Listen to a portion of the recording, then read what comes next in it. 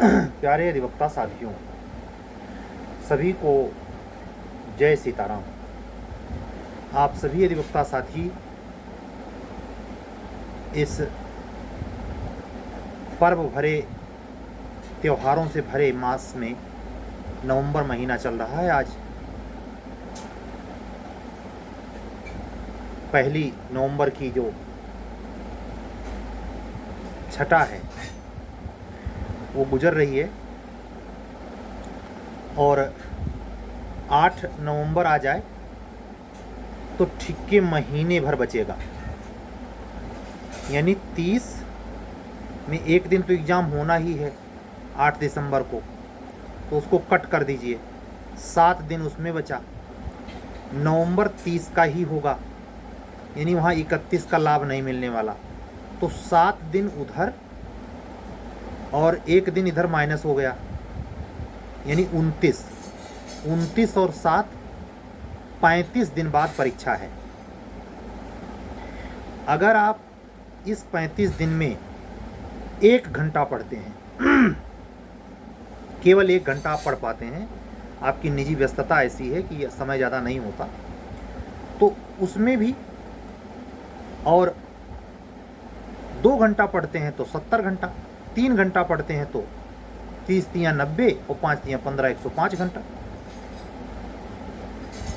यानी अगर जो कुछ आप पढ़ पाएंगे, माननीय हाई कोर्ट ये मान के चल रहा हूँ पेपर बना चुका है, पैरामीटर उसका फिक्स है।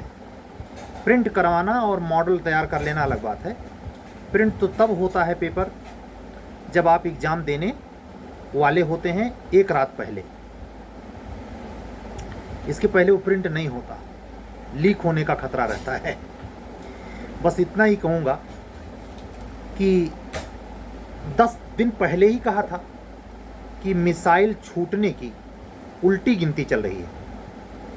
जिसको इस बैच में अपर जिला जज फाइनली बनना है, जिसको निश्चित तौर पर इस बार ये कुर्सी पानी है, उसके लिलार पे लिखा है, तो ये पक्का मानिए कि वो प्रीलिम्स क्या मेंस और इंटरव्यू कहीं नहीं रुकेगा। कुछ ऐसे अधिवक्ता साथी जरूर होंगे जो 36% लोग मेंस लिखेंगे, उसमें मेंस में क्वालिफाई नहीं कर पाएंगे। कुछ वहाँ से भी क्वालिफाई करेंगे तो इंटरव्यू में उनका भाग्य साथ नहीं देगा, या उनसे कोई ऐसी त्रुटि, ऐसी गलती होगी कि उनको उतना जो मानक रखा है माननीय उच्च न्यायालय इलाहाबाद ने कि प्रति पेपर में 40% नंबर चाहिए तभी आपका मेंस की कॉपी चेक मानी जाएगी। अगर चारों पेपर में से किसी में भी 40% नंबर नहीं आया तो आप 3 पेपर में कितना भी नंबर ले आएँ, आपका सिलेक्शन माना नहीं जाएगा, यानी आपको इंटरव्यू के लिए बुलाया नहीं जाएगा, चाहे वो 0.01% से ही रुक जाए। तो सबसे बड़ा बैरिकेटिंग अगर पूछा जाए तो मेंस में है, और आप इससे सहमत भी होंगे, आपके माइंड में चलता भी होगा। यह भी जिस हिसाब से अप्रैल में सिलेबस का डिस्क्लोज होना, फॉर्म भरा जाना, अप्रैल मई जून जुलाई अगस्त सितंबर, अक्टूबर जोड़ लेते हैं, 7 महीने पढ़ने के लिए देना, 8 अक्टूबर भी नवंबर भी जोड़ते हैं भाई, दिसंबर में परीक्षा हो रही है, 8 महीने का लगभग समय देकर और आपसे 8 दिसंबर को ही पेपर होगा। मेरा अपना मानना है कि प्रीलिम्स का रिजल्ट इमीडिएट तुरंत नहीं आ जाएगा, लेकिन हाई कोर्ट जिस समय एग्ज़ाम करवा ले रहा है उसके बाद विंटर वेकेशन होता है, यानी विंटर वेकेशन जैसे ख़त्म हुआ, जैसे ही विंटर वेकेशन ख़त्म हुआ, विंटर वेकेशन ख़त्म होते ही ये चांस बन जाएंगे कि प्री का रिजल्ट कभी भी आ जाए। और अगर ऐसा होता है तो 20 जनवरी से लेके 20 फरवरी तक या पूरे 28 फरवरी तक, चूँकि 25 है तो लौंद वर्ष नहीं है, यानी 28 की ही फरवरी रहेगी, 28 के बाद मार्च लग जाएगा, तो फरवरी में रिजल्ट आ सकता है। और अगर फरवरी में रिजल्ट आ गया तो ज़्यादा से ज़्यादा, जैसे 40 दिन प्री में दिया, 47 दिन, इतना ही समय, इतने इससे ज़्यादा नहीं, यानी ऐसे मान लीजिए कि मार्च अप्रैल के मिड में या अप्रैल के लास्ट तक आपका मेंस होगा। जो भी लड़के मेंस लिखेंगे। आज के वीडियो में सिर्फ इतना कहूँगा कि जितने संशोधन हैं बिल्कुल अपडेट किसी भी एक्ट में, उस पर आप ज़रूर निगाह दौड़ाइएगा। कम से कम पूरे 100 नंबर के पेपर में 5 से 7 नंबर इसी बात पे हो सकता है कि जो 2020 से 24 के बीच में जिन अधिनियमों में संशोधन हुए हैं वो आपको बड़ी मदद कर सकते हैं। एक बेयर ट्राई देखा, इमीडिएट कौन इमीडिएट चेंज है हर बेयर एक्ट में। जल्दी जल्दी जल्दी जल्दी जल्दी जितना कर सकें। एक दिन इसीलिए लिख दें अपने शेड्यूल में, एक दिन बना लें कि आज के दिन पूरे 3600 एक्ट नए के 2400 पुरनके में क्या कोई संशोधन 2020 से 24 के बीच में हुआ, उस पर नज़र दौड़ाएंगे। केस ला, आप जानते हैं 2 से 3 क्वेश्चन केस ला जो भी हालिया 2022, 23, 24 में सुप्रीम कोर्ट ने लैंडमार्क जजमेंट दिया हो, पक्का पूछेगा। करंट में मैं बता चुका हूँ, पैरा ओलंपिक, ओलंपिक खेल से, और जो उत्तर प्रदेश में योगी बाबा का एक्सप्रेस वे बन रहा है जगह जगह, तो गंगा एक्सप्रेस वे का उद्घाटन बहुत जल्दी करने वाले हैं जो मेरठ से लेके प्रयागराज तक है। इसकी कितनी दूरी है ये सब पूछ सकते हैं।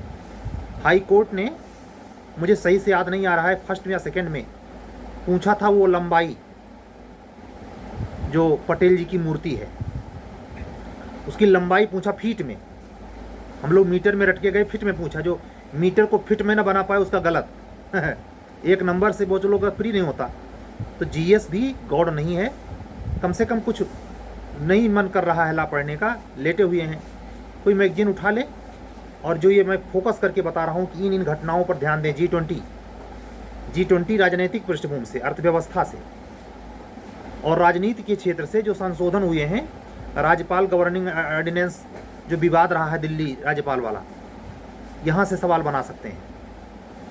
मेरी फोकस यह है कि आप अगर हमको रेगुलर सुन रहे हैं, खास करके इस समय, भले मैंने दिवाली के दिन बातचीत करी मॉरल वैल्यू पर, स्पिरिचुअलिटी पर, लेकिन मुझे ऐसा लगा, मुझे ऐसा महसूस हुआ, सुनते तो हर कैटेगरी के बच्चे हैं, लेकिन परसों वाली वीडियो 200 और समथिंग, और आज वाली वीडियो पे जो पीछे रही दीपावली के दिन जो रिकॉर्ड की गई, उसको अच्छे लोगों ने देखा, वो बहुत सराहना भी की।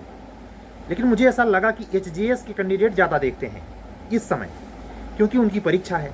तो आज मैंने पहले डिसाइड कर लिया था कि जो कुछ बोलूँगा उत्तर प्रदेश उच्चतर न्यायिक सेवा प्रारंभिक परीक्षा के संदर्भ में आपका फ़ायदा हो। फ़ायदा ऐसे ही होगा, जो बातें कह रहा हूँ उसको अमल में लाइए। हर पॉइंट को मैंने एक एक नंबर में जोड़ दिया है। खेल में केवल 4 चीज़ देखिए। वर्ल्ड कप 2020, ये जो महिलाओं ने, ये जो भारत ने वर्ल्ड कप जीता 2020, ओलंपिक में भारत का प्रदर्शन, पैरा ओलंपिक में भारत का प्रदर्शन, खेल से बस इतना। और G20 केवल देखिए घटनाक्रम में, स्थल के तौर पर एक्सप्रेस वे योजना में, जैसे धर्म परिवर्तन एक्ट है तो उससे रिलेटेड तो एक्ट उन्होंने एक्ट ले ही लिया है, तो उससे सवाल नहीं आएगा जीएस के नाम पर। लेकिन ये जरूर है कि जो एक्सप्रेस वे बना रहे हैं या जो योजनाएं चल रही हैं योगी जी की, जो फेमस हैं, उन पर एक नज़र दौड़ा सकते हैं। बहुत ज़्यादा डेप्थ में जाने की जरूरत नहीं, उससे बेटर यह है कि आप पुराने पेपर हल करें। आप देखिएगा जो लोग प्री नहीं निकाल पाएंगे, लगभग मेरा अंदाजा है 44% लोग प्री नहीं निकाल पाएंगे। वो ज़्यादातर जानते कहाँ बाहर होते हैं, पुराने पेपर के ही क्वेश्चन गलत करके आते हैं, और 1-2 नहीं, 10 नंबर से नहीं प्री हुआ, 5 नंबर से प्री नहीं हुआ, 4 नंबर से रुक गया। लेकिन गलती क्या हुई, पुराने पेपर का। अगर और वो हालांकि वो इतने लापरवाह टाइप के होते हैं कि उनको ये पता नहीं चलता कि वो पुराने क्वेश्चन गलत किए हैं, वो सीरियस होते नहीं, उनको इस बात का पश्चाताप नहीं होता। मैं ऐसे तमाम अधिवक्ता बंधुओं को जानता हूँ जो पेपर देने के बाद फेंक देते हैं। हो गया तो मेंस देने जाएंगे, नहीं तो कोई ज़रूरत नहीं है, इतनी गर्ज नहीं उनको। मतलब वाजिद अली शाह रहा होगा तब रहा होगा जब लखनऊ में अटैक किया अंग्रेज़ों ने, तो नवाब आखिरी वाजिद अली शाह, मैं बार बार चर्चा करता हूँ, आपसे थोड़ी स्टोरी जान लीजिए। वो भागे नहीं, सारी पब्लिक, उनके महल के सारी रानियाँ, राजा, कर्मचारी सब भागे जान बचाकर, लेकिन वाजिद अली शाह नहीं भागे। तो जब अंग्रेज घुसे तो अंग्रेजों के सैनिकों ने पूछा कि क्यों तुम भागे नहीं, तो कहे कि हमारा नौकर नहीं है। कहे नौकर नहीं क्या मतलब? कहे हमको कौन जुराब पहनाए, हम जुराब पहने नहीं थे इसलिए भागे नहीं, और जुराब हम अकेले नहीं पहनते, हमको नौकर पहनाता है। तो ऐसे टाइप के भी अधिवक्ता साथी मिलते हैं। मैं क्यों कहता हूँ, मैं साफ साफ कहता हूँ, मेंस मैंने दिया और साफ अनुभव किया कि जो 3 से 4% सिलेक्शन फाइनली हाई कोर्ट लेता है, जितने लोग बैठने जाते हैं प्री में, उसका 3 से 4%, तो वो मेंस में भी दिखता है। खुश करने के लिए फार्म डाला है वकील साहब हैं दुनिया भाई, 46% 36% जो जाएंगे दिखने मेंसवा, उनकी बात कर रहा हूँ मैं। 100 में से जो 36% मेंस लिखेंगे ही, 4500 लड़कों में से 36%, लगभग 1660 कैंडिडेट जो मेंस लिखेंगे, इस 1660 में का 80% किसी कर्म लायक नहीं होते। उसमें मैं भी हो सकता हूं अगर मेरे नंबर ना आए। समझ रहे हैं? वो बड़ी ओरिजिनलिटी की परीक्षा है, वो जूनियर डिवीजन नहीं है। खास करके तब जब आपकी इंटरव्यू कॉल हो रही कि नहीं जिसको ट्रिक पता है, संजोग बैठ गया बग, उसमें हम नहीं जाते। लेकिन चाहे जैसे अगर इंटरव्यू दे रहा है तो वो उस कनात में नहीं शामिल है जिसमें आप समझ रहे हैं। अहंकारियों की भीड़ जमा होती है मेंस में, एक से एक लेटे हुए हनुमान जी को पकड़ लेते हैं, छोड़ते नहीं। प्रयागराज में ही होता है। तो अगर असली जमावड़ा देखना हो मेंस देने के पहले अहंकारियों का, तो चलिए लेटे हुए हनुमान जी मंदिर। ये तो शुक्र मनाइए कि हनुमान जी का गदा चलता है। उस अहंकारियों में से मुश्किल से 0.0001% का सिलेक्शन हो जाए, बड़ी बात नहीं। वही गदे से हाँक देते हैं, जाओ जहां हो वहीं रहो। इतना छटाई के बावजूद अपर जिला जज साहिबान के निर्णय से हाईकोर्ट त्रस्त रहता है। शिकायत आती है कि कोई ऐसा कर दिया, कोई वैसा कर दिया। मीटिंग बैठती है लखनऊ बेंच में और उठा करके फेंक दिया जाता है। पूछा नहीं जाता तुम्हारा कारण क्या, बताओ, कारण बताओ का समय नहीं। मीटिंग ने फैसला लिया, आप अपर जिला जज के पद के अगर विसंगति के दोषी हैं, आपने कोई अनाचरण किया है नैतिकता से, लीगली, जिसने हाई कोर्ट में गलत पाया है, तो आपसे कारण नहीं पूछा जाएगा कि कारण बताइए, जवाब दीजिए। नहीं, आप बाहर जाइए, लड़िए सुप्रीम कोर्ट तक, कुछ नहीं होगा। ये बहुत सख्त है। यानी इस सेवा में आने की अगर सोच रहे हैं तो ये डेंजरस स्थिति भी समझें। कभी भी पूरे कैरियर के दौरान अगर आपका कुछ भी माइनस मिला तो आपको छोड़ेगा नहीं हाई कोर्ट। ये इतना बड़ा डंडा है कि थर थर कांपता है जुडिशियल ऑफिसर, जिसके लिए माननीय सीजीआई ने कहा कि निचली अदालतें ना कहा जाए, लोअर कोर्ट ना कहा जाए, जिला अदालतें कहा जाए। मैं उसी जिला अदालत की बात कर रहा हूँ। जितने भी जुडिशियल ऑफिसर अपर जिला जज के पद से तैनात होते हैं, उनकी हाड़ कांपती है। उतना जूनियर डिवीजन वाले बच्चे नहीं डरते। न डरने का कारण है क्यों? डिस्ट्रिक्ट जज के सीधे मॉनिटरिंग में होते हैं और रिपोर्ट इन्हीं से मांगी जाती है। अकेले थोड़े सारा डिस्ट्रिक्ट जज सारा मैटर हल कर देता है। वो विभागों में मुकदमों को बांट देता है। स्पेशल सांसद वाला मामला कौन देखेगा, पास्को कौन देखेगा, SC ST कौन देखेगा, हैं? तो उन सारे मामलों में जो देखता है वो अगर अधकचरा नॉलेज से आप जाएंगे तो वहाँ भी खिंचाई हो जाएगी। ये मत समझना कि हमको आज हम तीनों एग्जाम निकाल लिए तो हम एकदम सिल्लक हो गए, नहीं। ये ऐसी नौकरी है कि आप इसमें प्रसाद पर्यंत सिद्धांत नहीं काम करता, एकदम पूरा अंदर गटक जाएगी, यानी हमेशा छुरा लटकता है। ये बात इसलिए कह रहा हूँ कि आप जिस मनोविज्ञान से और जितने शिद्दत के साथ इस एग्ज़ाम में अपनी उम्मीद देख रहे हैं, इस पर भी ध्यान दें। और अगर आपको जूनियर डिवीज़न या APO में अपने भविष्य को इस बार सुरक्षित करना है, जो कि अच्छी बात है। हमारी कुछ अधिवक्ता बहनें ने, बंधु में से तो कोई ऐसा नहीं आया, लेकिन अधिवक्ता बहनों में 1 2 नहीं 4 आई, जिन्होंने बताया कि सर मैं इस बार के लिए नहीं, आपकी वीडियो मैं रेगुलर सुनती हूँ, हमें चीज़ें समझ में आती हैं, हम हाउस वाइफ हैं, हमारे पति फला काम करते हैं ढिमका, और हमें इतना समय होता नहीं। हम जिला डिस्ट्रिक्ट कोर्ट से आते हैं तो हम सोचते हैं कि एक बार मौका मिले तो दिया जाए। तो ऐसी अधिवक्ता बहनों से भी मैं कहूँगा, या ऐसी तमाम वो अधिवक्ता बंधु भी जो बातचीत तो नहीं किए हैं, लेकिन अगर इस सिचुएशन में है कि अगले वैकेंसी यानी 2026 करके जो आएगी उसमें अगर इंटरेस्टेड हैं तो भी ये अच्छा समय है। और आप पूरी सतर्कता के साथ ये जो HGS होने जा रही है 8 को, इसके पेपर को जैसे हो जाए उसका प्रिंट आउट निकलवा के रखें, आंसर की आ जाए, अभी से आंसर की आ जाए। ये जो बच्चे दे रहे हैं मिलाएं चाहे ना मिलाएं, लेकिन अगर आपको 26 में बनना है तो आप आंसर की लाएं और टिक मार लें कि हाई कोर्ट ने फाइनल आंसर की में क्या दिया। साल पेपर जो मार्केट में बाद में मिलता है उसमें त्रुटियां हो सकती हैं, लेकिन अगर ऐसा आप करते हैं तो आप बेहद गंभीर अधिवक्ता साथी माने जाएंगे और हो सकता है न्याय की देवी आप पर, आपके कर्तव्य और सत्यता पर जल्दी अनुग्रह कर दे।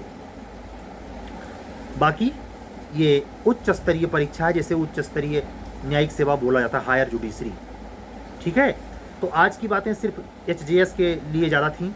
लोअर जुडिशरी जूनियर डिवीज़न और APO के लिए थोड़ी सी प्रतीक्षा करिए, समय के हिसाब से सब चीज़ें सरल हो जाएंगी। लेकिन इस समय खामोशी है और खामोशी मेरे हित में है।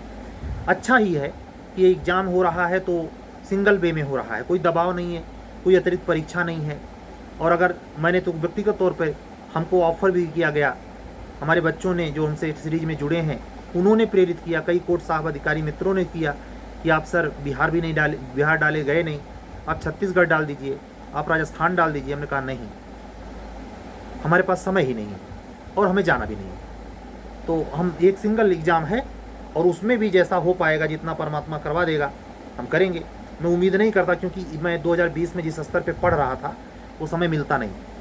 हमारी तमाम बहनें रोज़ रिक्वेस्ट करती हैं सर आप पढ़िए पढ़िए, लेकिन कितना भी वो कहें, मैं यहाँ से स्पष्ट कहना चाहूँगा कि ये संभव नहीं हो पाएगा। जीवन है ये, हर व्यक्ति की अपनी कहानी है। आप लोगों के अपार प्यार सहयोग के लिए मैं आभारी हूँ और बहुत नतमस्तक भाव से आपका हृदय से धन्यवाद देता हूँ कि आप ऐसा सोचते हैं। हमारा लखनऊ का एक अधिवक्ता बंधु है, यादव जी हैं, बहुत दृढ़ता से रोक लिया अपना, मतलब करुणा उसके अंदर की मुझे मतलब भावुक हो जाऊँ मैं। ऐसे ऐसे भाव से भावित बच्चे हैं। क्या मैं दे दिया हूँ भाई, थोड़ा सा उसने पेमेंट किया, हमने क्वेरी कर दी, लेकिन वो ऐसे उनका भाव ऐसा है जैसे मेरे बड़े भाई का सिलेक्शन हो जाए। तो ये एक संवेदना छलका देता है। वो बात सही है, परमात्मा सब देखता है, हम जैसा किए होंगे हमको इनाम मिलेगा, नहीं करेंगे तो हमने कहा ना, जो आपको हम डांट रहे थे वो मेरे ऊपर भी चलता है। मैं भी उन्हीं गधों की श्रेणी में आ जाऊँगा।